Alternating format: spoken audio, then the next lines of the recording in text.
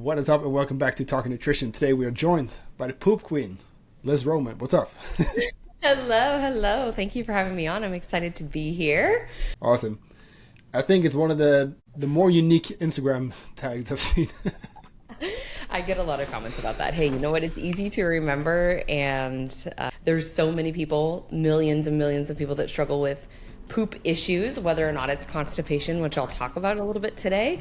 But I get a lot of messages from people alternating diarrhea, constipation, severe diarrhea, right? And so my goal is to just help everybody understand what normal bowel movements are and why it's important to our health. So at least it's a catchy Instagram name and something people will remember.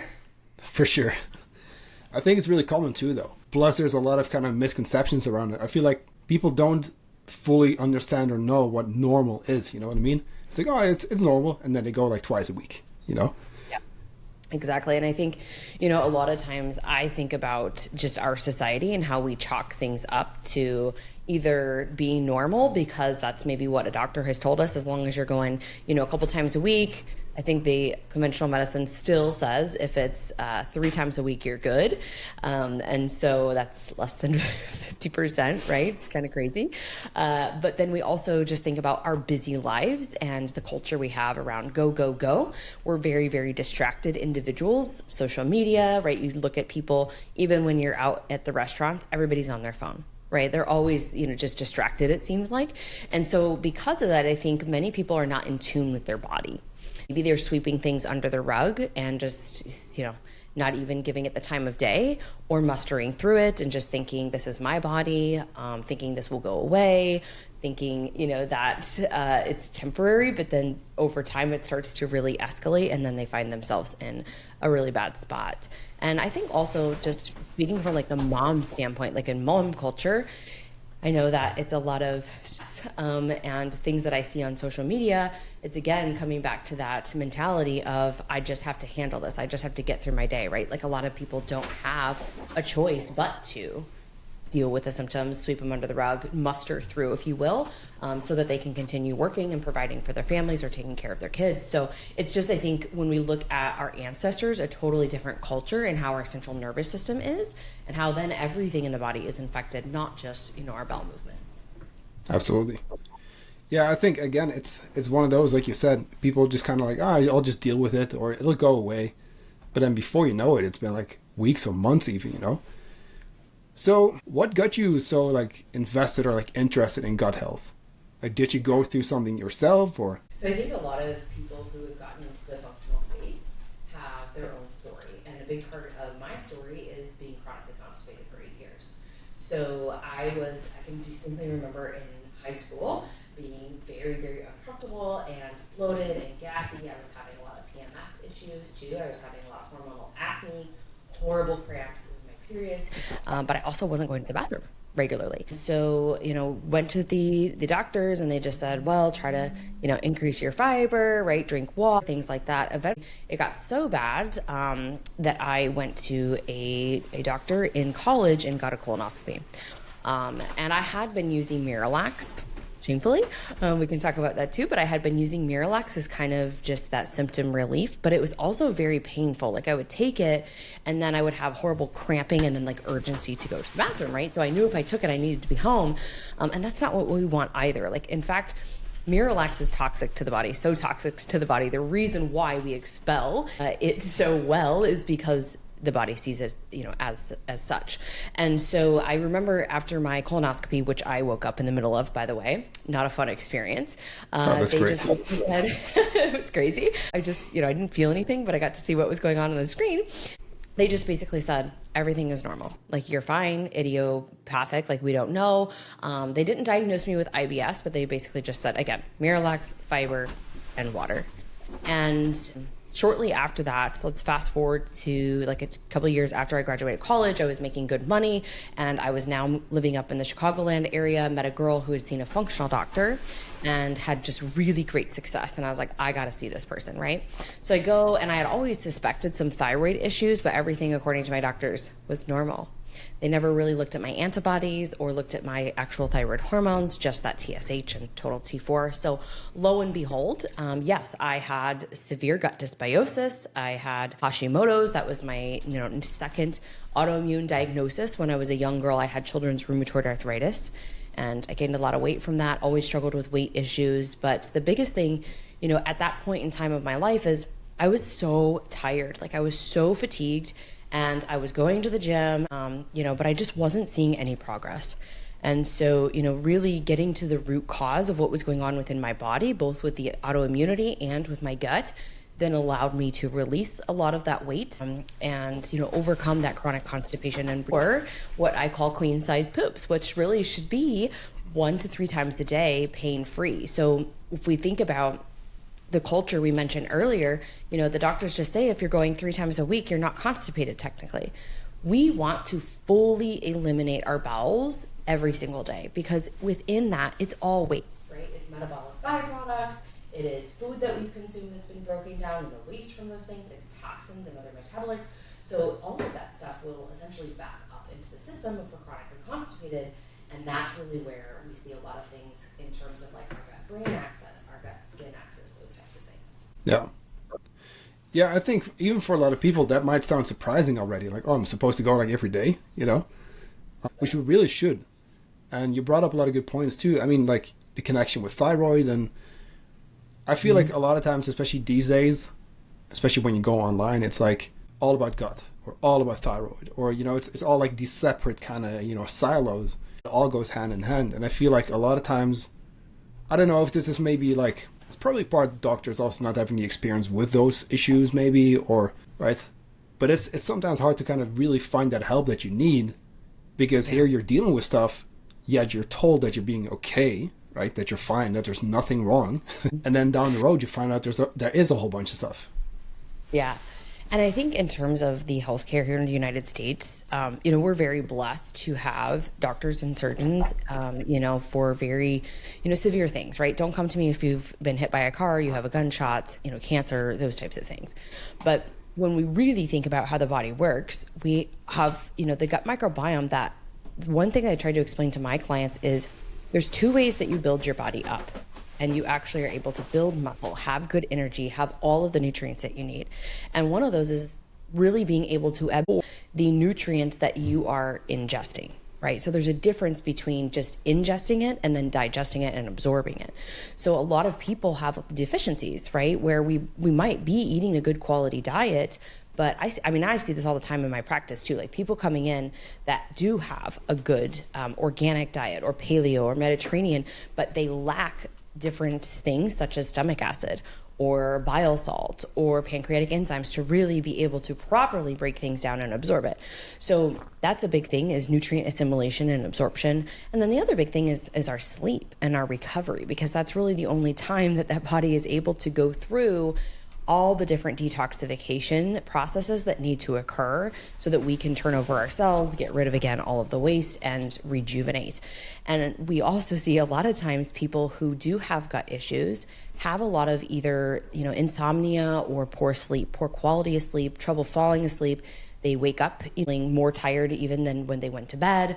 They're tossing and turning. And so, again, the biggest question here is, what's happening within the gut microbiome and our detoxification systems that are causing such maybe blood sugar issues or cortisol issues that's really dysregulating that circadian rhythm.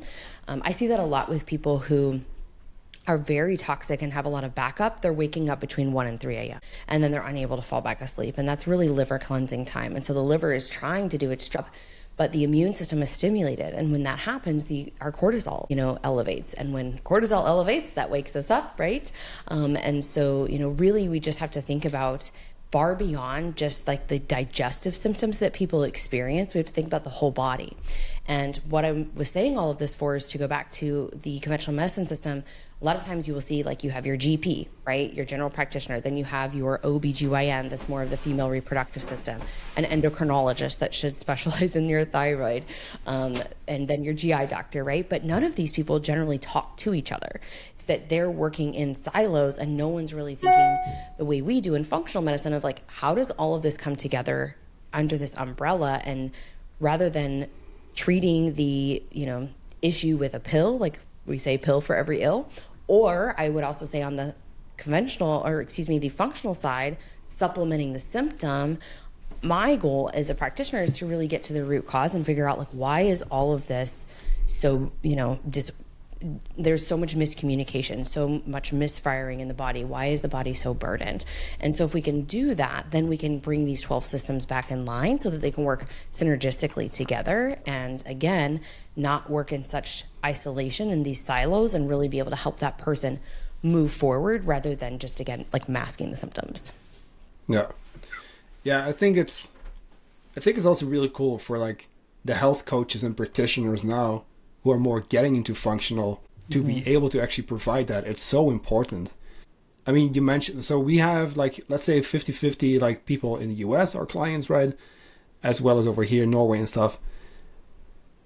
I will say most of my like functional kind of clients are over there, but you're seeing it here as well. And it's more and more.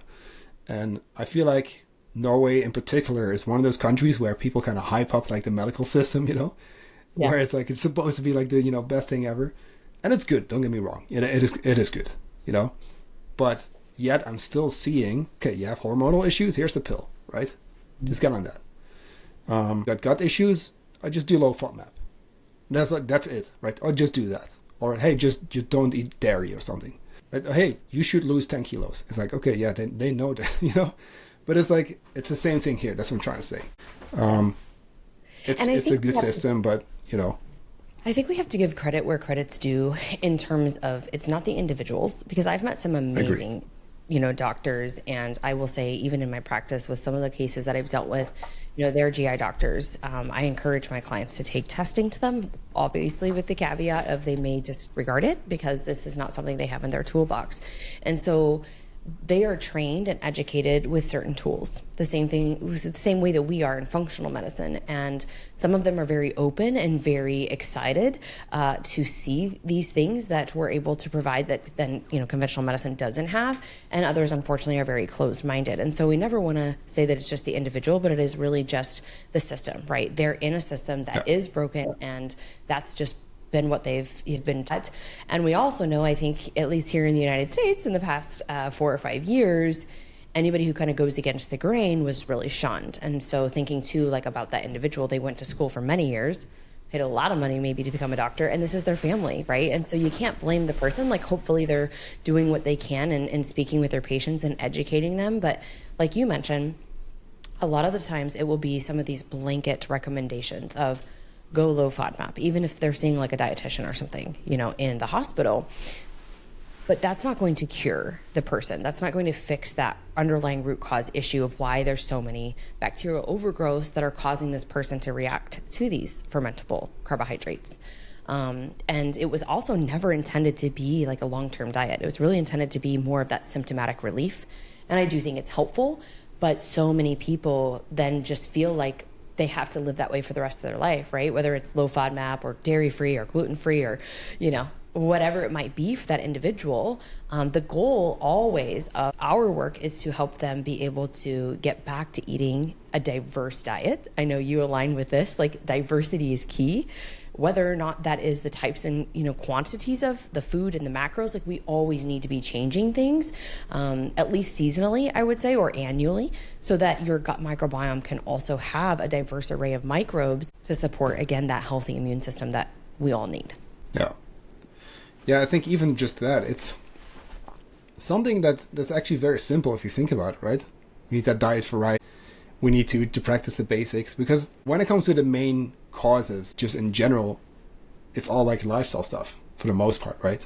Just basic, like, hey, we're not taking care of our diet, like stress, sleep. Yeah, I would say too, I think there's definitely a big environmental component as well. What I'm seeing more and more, but again, when we think about the immune system should be able to handle things and help us detoxify things. It is now, though, that we have kind of a combination of things. So we have more toxicity than ever, right? We have more chemicals and pesticides and herbicides and, just things that are being utilized in food, like processed food, that are not natural, right? So we have all of that exposure. because it's quick, it's simple, it's easy for a lot of people. And then you combine that with this go, go, go constant state of stress mentality that most individuals have. Again, I can only speak for the way that the culture is here in the United States, right? Like our inflation is through the roof. And so people are not just working their tails off. They're now maybe even getting second jobs, right? Or doing other things to try to bring in more income to fill those gaps. And they're just burning the candle at all ends. And meanwhile, internally, all of the systems are just on fire and the body is screaming, for nutrients. But that person may or may not be able to do things that are supportive of their gut health, such as sit down with their food and get calm and chew their food really well, right? They might be rushing and then eating on the go and they're not chewing their food well enough. That puts a lot of stress on the digestive system. Like that's just one example amongst like many, right? Other than just, of course, like you said, lifestyle factors, food quality, the choices that we're making to support our body with sleep and, recovery, not overtraining, but also not being sedentary. It's like such a fine, delicate balance with all of this. And that's just really where my heart is with many people right now in terms of what I'm hearing and I'm seeing just with my followers is that they're so stressed out, they don't even know where to begin, right? And so a lot of times in our practice, we're even having the conversations of do just things that are very uplifting and supportive to you. That can be simple things like adrenal cocktails that comes to mind, right? Where we have some minerals and maybe some coconut water for some potassium and mineral salts and maybe some vitamin C, different things like that. But doing things that really bring them joy, laugh, connect, play, right? All of that is going to impact not just our gut, but again, our entire system because we are humans that need connection. And I think that is a big piece that a lot of people have lost as well. And so while the functional side is really cool with the tools we have of staying and labs and all these things, if the person is coming in and they're so strung out, just stressed out, their central nervous system is chronically in that fight or flight, the first thing is to calm that down and try to get the body to feel a little bit more safe. And then we can come in, with some of those agents that we might need to whether or not, it's eradicate a parasite or address H. pylori or SIBO or candida or whatever it could be going on with this person. But that's become such a big focus for me because I do see a lot of relapse with people who've done the functional work because there's been some of those missing pieces related to how are you living your life and managing, your stress. You can never out supplement, a poor lifestyle or a crazy stressed out lifestyle. So that is one thing I think if you're listening to this right now and you're like, man, my symptoms keep getting worse and worse, I really just challenge you to take an evaluation of when do you feel calm in your day? Or do you always feel like my analogy is just that you're running around with your hair on fire, and you're snappy and you're pissy and you're moody and all of those things because you just are chronically late or whatever it might be. Like, what are the things that you need to do to feel safe, within your body to feel calm? That's really going to be a key place to start because that's going to be what signals your digestive system to really get into properly and doing the things that it's designed to do to help you assimilate all those nutrients that you're eating. I think that's great. I think it's such a big one that a lot of people would also not know about because it's like, hey, I've got issues. I got to take a fiber supplement or I just got to, cut dairy or whatever it is. Starting with that stress management is huge. I mean, not just for gut, just about anything health related, and it's the number one thing we're not very good at as a society, I feel like. Myself included. Let's be completely honest. Myself included. It's I know all of the things. And, on that note, I think I was just having this conversation with somebody last Friday because there's a few people that I will tell my clients, hey, I really like this person, might want to give them a follow on Instagram. But it can also become very overwhelming very quickly to then think about, I got to do all these things to de-stress, which is a bigger stressor to my stress. And so I really try to just encourage, pick one thing. And the word that really comes to my mind is play. We have lost as adults, we've lost that sense of childlike, time. And so whatever it is for you, for me, I'll be totally honest. I'm very transparent about this. If somebody tells me to take a detox bath or, meditate or whatever, it just makes me want to throw up because those are just things that, one, I've tried meditation, I've tried visualization several times. I feel more tense, and I feel that it's not something that I have been able to do yet, right? It would be great if I could. The detox bath thing, like I love them maybe once a week, but if they're saying like that should be part of your daily routine, that's not realistic for me. But what does feel right for myself is walks in nature, getting sunlight on my eyes. A lot of times I do that solo by myself. A lot of times I do it with my husband because he works from home. And so we'll try to plan in our day. We have, a toddler. And so like just having a little bit of that space to be away from our computers, our home, and, when our son is at school, it's really kind of rejuvenating for us. And so that makes me feel good. And then other things I do is just like laugh, right? Watch comedy, watch the roast of, Kevin Hart's latest roast on Netflix of Tom Brady, like little stuff like that, to where it's free, right? It doesn't require more money or investment, but it also is something that I can align with and feel really good about doing consistently. Because I don't think that if you are bought into anything, right, that your coach maybe is asking you to do, you won't be consistent with it. And then essentially you're again end back up, where you were before. Yeah. I think also when it comes to like the routines and stuff, what you just mentioned, it can feel like a lot. Where you see everyone's morning routine these days and do this to, these 20 things to like wind down in the evening. So yeah, but these are also real people who are already super fucking busy. Is like maybe just that one thing of like just doing something they really enjoy is plenty, like it doesn't have to be this crazy routine. Like it kind of bothers me a lot because you see it all the time, it's like all super specific. It's like a list of like 10 things. It's like, let's just start with one thing and let's just do more of what you actually really enjoy. Yes, I 100% agree with that. There's so many people with their morning routines out there, and it just kind of makes me want to gag because I just think it's so like it's not realistic for that many people, and it's so day to day, right? I'm really a big fan of also asking myself, like I love this analogy, and this I've learned, oh my gosh, from one of my first nutrition certifications, precision nutrition, way back in the day, but HALT, and really doing like this mind body scan, and what is it that I need today or right now in this moment to fill my cup up. Maybe it is that I'm hungry. I haven't eaten in the last 6 hours because I just delved into work and back-to-back meetings. Okay, I need to fuel my body, right? Am I anxious or angry? Like, what is the sensation that I'm feeling physically? And how can I maybe, get myself out of this? Do I need to deep breathe? Do I need to go for a walk? Whatever it might be. When, am I feeling lonely? That I changed the L around. So this acronym is kind of different for people, but I changed the L to being, am I feeling lonely? Do I need that connection with individuals? Because again, over the past 4 or 5 years, there's been a lot of isolation. And then the last one is just, am I tired? Like, have I been doing too much lately? Do I need to rest and chill? Do I need to say no to something, get something off my plate, cancel, an event, a meeting, whatever that might be, and rest? Because if we can't even connect with our body, we can never expect somebody else, like a practitioner or a health coach or a life coach or a mentor, whoever, to be able to help solve these issues if we can't even be aware and in tune. So I do really like that because I think a lot of these people who have the morning routines, there can be benefits and value to them for sure. But what if that, isn't what you needed that morning? What if you needed to sleep a little bit more because you woke up a few times in the night, or your kids were waking you up in the night, or whatever it might be? Give yourself permission to break that, like, I have to be up at 5:45 to make sure that I get my meditation and my water and my whatever it might be done. Really give yourself permission to be flexible, I guess, and be intuitive with your body, and then still honor the commitments that you have and the routines that make you feel good. But I agree with you on the morning routine thing. I think there's a lot of gray area that people don't portray. It seems like black and white on social media at least.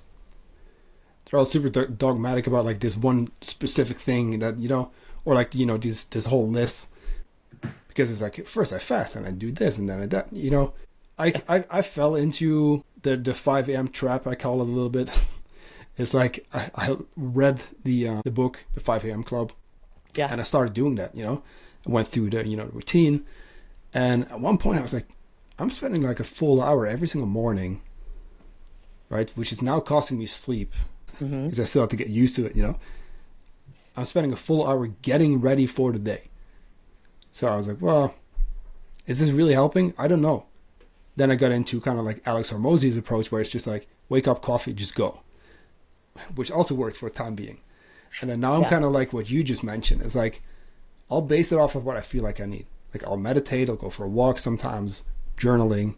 Sometimes I will get started with work when it's super busy. But creating that awareness, I think, is huge. To where also to our listeners, like, you want to play around with this stuff and don't think I'm going to try this thing and it has to be the thing like right away. Might take a little while to figure out. And I think that needs to be said too, because even when it comes to stress management, which is also a buzzword, let's just call it like doing more fun stuff. It's like, even there, you're going to have to find like a routine that actually works for you, that you can make work with your schedule and stuff, you know? But kind of tying that back to digestion, because this one being a big one, stress management, right? When it comes to other things that people would want to do when they struggle with digestive issues, or maybe they can't go to the bathroom, maybe they're going too often, let's first start with some of the things that people should probably not do that are often being recommended. I love this one. So the biggest thing I would say to not do is to start just throwing random supplements in. So you might see an ad on Instagram. Somebody may recommend a probiotic. The biggest question that I would challenge you with is, what are you wanting to get out of this? And is that, product going to do the job? So from the probiotic side of things, many different probiotics are actually going to make things worse, because different probiotics do different things. They serve different functions. So for example, someone with chronic diarrhea or very watery loose stools, there is a specific one strain product that I like, Saccharomyces boulardii, that you can use, and you can even do that at like kind of higher doses. Sometimes I go up to 30 billion CFUs for one meal, and they would do that maybe all 3 meals if they were really, really, flare. But you might not want to take that at such high doses, right? If you're chronically constipated. And so that is number one. I would also say that quality really, there's a big difference in what you're going to get from a full script or a practitioner depot, like a certified practitioner portal where we know they're therapeutic grade quality supplements that have been verified and they're coming from the manufacturer, versus like Amazon or something that's been sitting on the shelf at Walgreens or things like that, and so that is something that I would not recommend doing. If you're going to take, a supplement to support what you are dealing with, I think that you should really do some research around it and understand that it's going to be the right fit for you. Fiber supplements, I think that, again, we have to consider that most of them are made of synthetic ingredients, and that can actually make digestive issues worse. And so I am of the belief that we always want to start with a whole food approach, right? If I'm living on a standard American diet or an ultra processed diet right now, let's start by slowly changing you over to that more one ingredient whole food with, variety and diversity, to bring in some natural fibers that your body can utilize to do the job. And then from there, we think about, natural pre and probiotic foods, rather than taking just a supplement right away, and let your digestive system accumulate to those changes. So anything that you do with the gut microbiome, if you're changing something, it does have a little bit of a response time. So generally I tell my clients 5 to 7 days is where this adjustment period, you might feel a little bit more gassy, a little bit more bloated. You might notice things moving through your stomach or your digestion actually working. But in general, it should be a quiet event. So once you get past that 5 to 7 days, then maybe you start to have to look at, what am I consuming? Am I always getting bloated after I eat that kimchi, for example, right? Or does something very acidic give me heartburn or upper GI issues? Okay, maybe I need to stay away from that for a little bit of time. So it really has to be something, again, that you're really in tune with. But above all, before you start going and just buying supplements, I think, start by making sure that your diet is good, it's diverse. On the flip side of the diarrhea, I would say in terms of constipation, people who are chronically constipated and backed up, more fiber might actually make it worse. So I would recommend utilizing a supplement then in that case. Very generic and broad spectrum, I can recommend magnesium. So there's a few different types. I like magnesium calm, which is magnesium citrate. That's pretty readily available in most stores. Natural Vitality is the brand. Otherwise, I'm a big fan of magnesium oxide. In the full script account that we utilize, there is one called oxy powder, and so it's oxide, but it's got some oxygen in it. And so, magnesium is one that many people are deficient in, just in general. But that can be something that can really help. So the citrate is more of a osmotic laxative. It'll pull water into the bowels. You can do that at high doses, and you can even use it for kids above the age of 1 year old, which is really nice. So that's kind of my first kind of go-to if somebody is, I need to triage this. I have not gone to the bathroom in 10, 12, 14 days. If that's you definitely want to see a doctor. But I do get a lot of those stories from just followers or people who are, coming into our program. And so that is something that can help. Is it always, the thing that works? No, sometimes we need certain things like prokinetics, and here you could use ginger. I love teas. Herbal teas are really powerful and very helpful and soothing. So you could use something like a smooth move tea. Dandelion root, I really like aloe. Aloe is really great. So there's some different herbal supports that we can use, to put into place first. But as far as like really harsh laxatives, things such as, Miralax, I would avoid those because, again, like a lot of the fiber supplements, it's toxic, it's made of synthetic ingredients, and we just don't want to put that into our body. Yeah. Which then again, it's like a more basic answer to what people would usually jump on, right? Because of what is typically recommended. Yeah. Yeah, and I think too, I wish that, like, for example, just general practitioners, even OBGYNs, like I will share that I was just at my OB this past week, and she's like, oh, are you feeling like constipated in the early stages of pregnancy? And I'm like, well, a little bit, but I'm pretty good at keeping things moving, and a lot of that has to do with my nutrition, right? So a good fiber, 2 kiwis a day has been shown in research to act as an osmotic laxative. We think apples, pears, prunes, prune juice, some of those just really good nutrient dense foods that we have that we can utilize even beyond, right, some of the things that I mentioned supplemental wise earlier. Like, why don't doctors have those conversations with people more, including GI doctors? Water for sure. So I know that was a big thing that was recommended, like make sure you're hydrated. There's a big miss to this. And so part of that is, yes, you want to be drinking volume of water, adequate, intake, but you need to have minerals with that. Sodium specifically, so that you can absorb water and pull it into the cell. So intracellular hydration is crucial. And a lot of people don't A, drink enough water, or B, have the proper amount of electrolytes to really absorb the water. And so then they're feeling, waterlogged, as I like to call it, where they're puffy. Some people will even say like they notice swelling or things like that. And so we want to pull it from the extra cellular layers internally. And you'll notice even that you feel a little bit thinner too if you do that. So water is important, but above that is going to be making sure that you have proper mineral water and salt. I know we both like element tea, for example, which is great. Do you feel like people, generally speaking, want to consider getting on that? Or would you say, hey, you could also just salt your meals, get some potassium from, certain foods, etc. Yeah. So as I mentioned earlier, I'm really a big fan of adrenal cocktails. But I would say that also lemon water in the morning is a huge game changer for people, especially those that maybe have more of that constipation side where they're needing to stimulate the liver and support their bile flow. So a lot of times if someone is constipated and they're having like the little lumps, of poo, and it's floating in the stool, that's really more of an indication of bile insufficiency. So bile is a type of gastric juice made by the liver, typically stored in the gallbladder if you have a gallbladder still. And then it's given to your digestive system in the right amounts at the right time to help break down and emulsify fats. And sometimes that comes very, peanut butter-like rather than fluid and liquid. And that can make people really, again, struggle to go to the bathroom, having to strain or, again, floaters.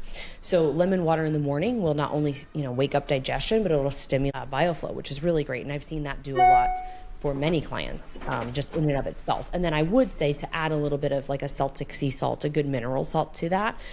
I don't think everyone needs to be taking, element tea. I like it because it's flavorful. It helps me drink more water and stay on track, but it is also something that is an investment, and so I would say warm lemon water in the morning, pinch of sea salt if you want to get a little potassium, do some coconut water, really hydrating.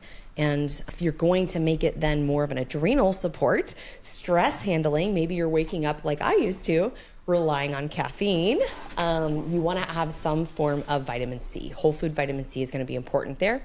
So I actually like something called camu powder.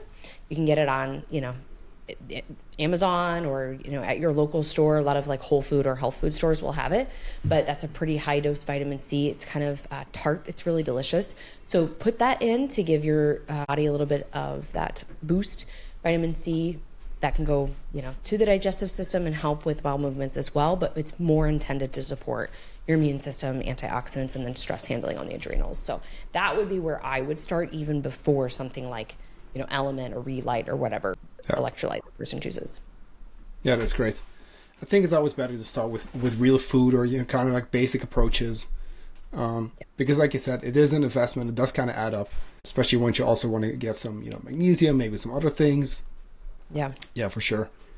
So when it comes to the research around gut health in general, how new, like kind of recent is it, and like how much do we kind of know, in quotes?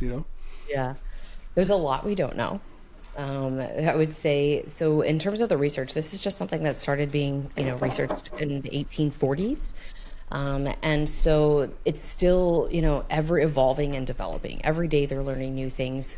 We think about most recently, back in 2001, they discovered a keystone species in the gut called Akkermansia. Now you're seeing a lot of people, on social media talking about Akkermansia products that you can purchase and all of this stuff. And what Akkermansia is, it's a very important part of our immune system, but it also helps with insulin signaling. And we do see with a lot of low carbohydrate diets that Akkermansia goes very, very low. And so that can drive, insulin issues or signaling issues, so blood sugars elevated. But it is really important, and you can support Akkermansia levels with a variety of different foods, polyphenols, pomegranate, cranberry, things like that. But that's just from 2001, right? What we also know is that it takes about 18 years before new research reaches your doctor. So we can say maybe 5-6 years ago, the good GI doctors who are keeping up with their stuff heard about Akkermansia. I don't know if they talk about it, to be honest with you. Most of the GI doctors that I hear stories about are similar to my experience, or, right now I have a couple cases where I'm working with the client and also giving them information to share with their GI doctor to ask for further testing to be done. But they've come up with some different things, right? We've got breath testing for small intestinal bacterial overgrowth. In the last 4 years, they've determined, okay, methane is, not actually a bacteria, it's an archaea. And so they are determining that there is a difference between this. And then we're looking at fungal overgrowth instead of just bucketing what used to be under this small intestinal bacterial overgrowth. So it's ever evolving. And there's a lot, I would say, that we don't know. There's a lot from the functional side that conventional medicine doesn't recognize in terms of what's the word I'm looking for? I would say it's very common for individuals to have parasites, and they can really cause a lot of damage to the body. We do need them at some level. They're there to help clean things up. But when they get really, overgrown, and we're looking at things like iron deficiency anemias, a lot of inflammation in the GI tract, a lot of pain, that generally comes down to parasitic infections. And that would be more somebody can feel like, hey, my anxiety is through the roof. I have trouble sleeping. I'm waking up a lot at 3 a.m. Full moon time, I get more irritable. I'm very hungry. Like there's some different telltale just like symptoms of parasite infections. Allergies can be included in that, specifically dairy intolerance, thinking about grinding their teeth at night. Those are just some other ones. But we see this a lot in lab work and then also on stool testing. And I wish that was something that conventional medicine, looked at a little bit more, but they don't, right? Their colonoscopies and the endoscopies, they're looking at the function of things. Like, is there an ulcer? Are there polyps? Are there diverticulitis, like pockets, things like that? So the health of the intestine, they can't see with their eye, right? Just the levels of bacteria. That is something that needs to be tested in the stool test. And even though they do stool testing, it's very what I would call pathogenic. So they're looking at like the big players of E. coli, C. diff, Campylobacter, like some of these like more serious acute infections, but they do miss a lot of things. Even like H. pylori. I have 2 cases in my practice right now. H. pylori is a type of bacteria that burrows into the lining of the stomach, and it damages our parietal cells, which produce stomach acid. That in turn can obviously lead to the nutritional deficiencies because we don't have enough stomach acid to break down and absorb those nutrients. But it also can lead to a lot of upper GI issues, so heartburn, GERD, acid reflux. And so conventional medicine says, hey, let's just throw a proton pump inhibitor, right? Or some Prilosec, some Tums, suppress, suppress, suppress. And over time, you can read a book that's called Why Stomach Acid is Good for You. This has widespread effects on the body. Osteopenia, osteoporosis, a variety of things. Because again, we're not able to assimilate our nutrients. And so in the conventional side of things, they have a breath test. You'd have to have some very, very high levels of H. pylori to catch that on a breath test. But I have 2 cases right now, extremely high levels of H. pylori in their stool analysis, which looks at the DNA, negative on breath testing, but very symptomatic, like so symptomatic, they were on a proton pump inhibitor, sleeping upright at nighttime. Thankfully, that's not the case for her now, and we're healing and we're moving forward. But what I always say to people is your symptoms will trump any testing, conventional or functional, right? It doesn't matter. I don't care that this shows me that, you didn't have H. pylori. We have a ton of symptoms, and on our stool analysis, we can see that the DNA is detected at very high levels. And, so why wouldn't we address it? Because it's all about quality of life for people. So, the research is still evolving. I hope that the tests will get more and more specific. I hope that they will become, better and better. But I think what we have so far is still much better than what we used to have. But we also didn't used to have the amount of GI issues that we have today. And that comes down to everything we've been talking about, right? Poor quality of food, ultra processed foods, high levels of stress, not slowing down and, eating. And, we think back to like what our ancestors did, or I even just think back to my childhood. We sat down and ate dinner as a family every night together, right? We set the table, everybody sits down.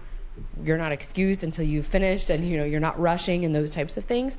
And I think just where we're at today, that's very far and few between for people. So a lot of it comes back to the lifestyle factors. But the good news is we do have some tests, and we have things we can do, functionally to help people get out of the space. Absolutely. Last question, I guess, because this kind of ties into this as well. Because I've seen a lot of just IBS. I'm blanking on a word. Irritable. Diagnosis. Sorry. Yeah, absolutely. I've seen that a lot, where people are like, they're told that they have IBS, but then they're dealing with all these like different kind of versions, I guess. So first of all, my belief, and this might agitate some people, but the reality is there is no diagnosis for IBS other than symptoms. No. So now they've classified IBS-C, constipated, IBS-D, diarrhea, or IBS mixed. The question is why? I always say to my clients, we know your bowels are irritable. That's why you've come here. That's why you've gone to your GI doctor. If the only answer they have for you is Imodium or Miralax, keep digging. Keep asking the question, what is going on? Why are my bowels irritable?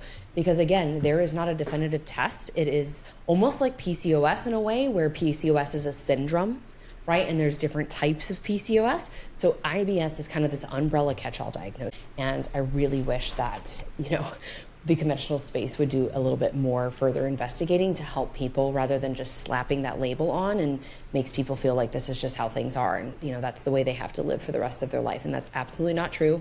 There's a reason your bowels are irritable. Most of the time, there's some underlying infection that's driving inflammation. And if we can calm all of that down, we can eradicate things that need to be eradicated. Or on the flip side, we can just rebuild your microbiome. So I've also seen several people who have been on antibiotics after antibiotics after antibiotics. Their good bacteria is completely, wiped out. Their immune system is struggling to hang on. Their mucosal barrier is broken down. A lot of people who are taking antihistamines, that dries everything out. It dries everything out. Your mucous membranes goes from your nose to your tail. A lot of, NSAIDs and other like over-the-counter medications can really damage the gut microbiome too. And so we need to rebuild the house for many people. And sometimes, again, it doesn't always require eradication. I've got a case right now. She's a missionary. It's really cool to see. I'm happy that she doesn't have what she thought, which was a lot of overgrowths and infection.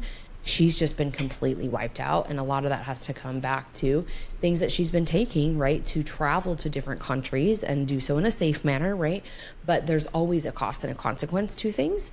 So for those individuals who may be listening and say, yeah, I've had these GI issues, and if you really trace back, I did this round of antibiotics for whatever it was, a cold, a flu, COVID, a sinus infection, right, or UTI. It could be a variety of things, skin issues, right, cyst or rashes, contact dermatitis, and you did an antibiotic, and now things have gotten worse. We see that a lot, secondary infections or just a completely wiped out immune system and microbiome, because that opens the door, for things. So sometimes that's the better scenario. And I like those cases a lot more because they feel better so much faster if we're just having to replace what was lost. And yeah, so the gut microbiome, it's a huge passion of mine. I would just say to people listening, I struggled for 8 years and I thought that I was, alone, and my doctors made me feel crazy. They told me my weight loss resistance was because I was overeating, and I wasn't. I was eating 1,200 calories, Weight Watchers, going to the gym all the time. Weight loss is a byproduct of health. And when you can really focus on getting to that root cause, everything will fall into line. Your digestive system, will regulate itself. Your energy will be online. Your sleep will be great. Your mood will be stable. Your periods will be, easy. And, you just got to work to get to the root cause. So amazing. Thanks so much. That was awesome. Yeah. Before we let you go. Yeah. Where can people find you? So as you mentioned earlier, I am on Instagram at the Poop Queen, but I also own a practice, and we do work with people internationally. So our practice is called Fit Mom, and so we have our website. I will give the link to you so you can put that in the show notes if you guys want to connect with us there. But most importantly, you can go to fitmomlife.com/Liz, Liz, and you can grab a copy of my constipation cure guide. If you are somebody who is chronically constipated, I have poured my heart and soul into that. It's been updated already, and I'm going to make an update again soon. But that is really all of the tools in the toolbox that I can give you, broad spectrum, generic, without working with you one-on-one, to really help unlock your bowels and get you moving 1 to 3 times a day pain-free. Amazing. That's super helpful. Awesome. Thanks again. You're so welcome. To a listener, of course, if you enjoyed this episode, make sure to share a quick screenshot on your Instagram stories, and I will be back in a couple days. I'll talk to you soon.